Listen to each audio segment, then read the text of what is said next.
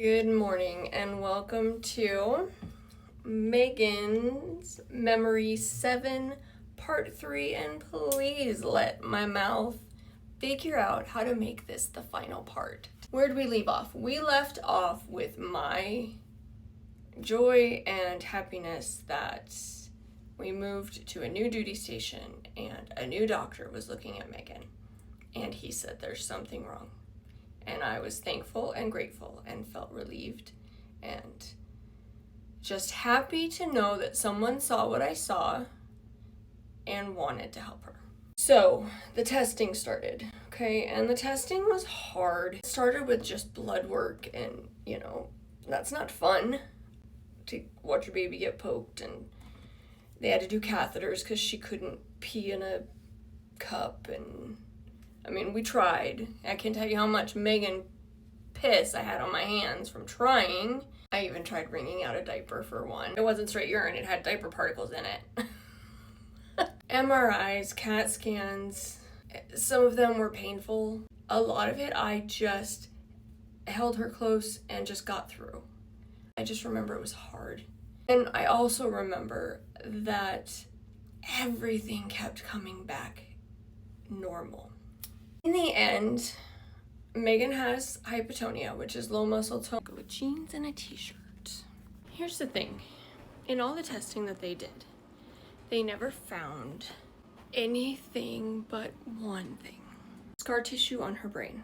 Basically boiled down to brain damage at some point during the pregnancy. Because, like I told you, if you saw her labor and delivery were so smooth. 3 hours from beginning to end. I think I said 1 push in that video, and I'm remembering that wrong. That was Olivia.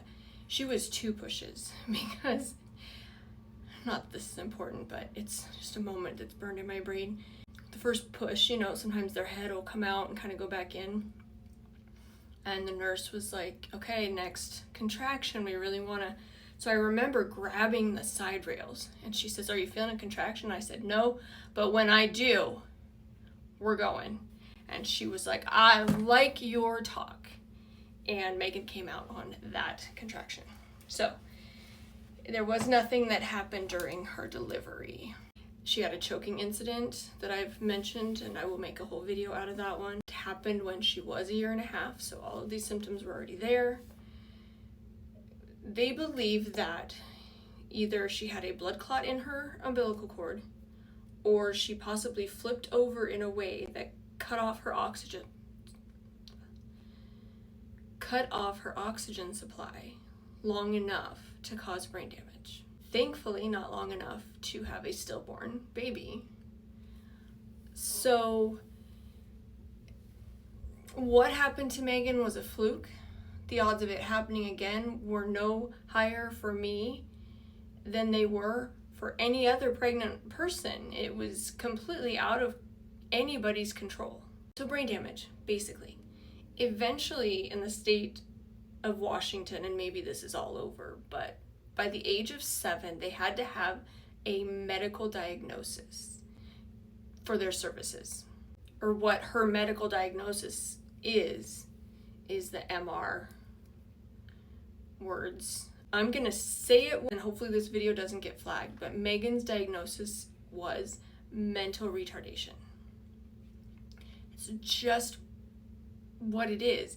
And the word retardation is not meant as an insult. It just means that whatever it is not developed to the level that it should be. That's it. My son, when I was pregnant with my son, he wasn't growing. They thought he wasn't growing. He was diagnosed with intrauterine retardation. And his dad was like, what? And I'm like, no, it just means that inside my uterus, he's not developed to the point that he should be at this gestational period. So, he was induced, he came out, he was fine. The R word that we all threw around as insults, I don't use that word as an insult. Obviously, I haven't in a really long time. And I don't appreciate when people do.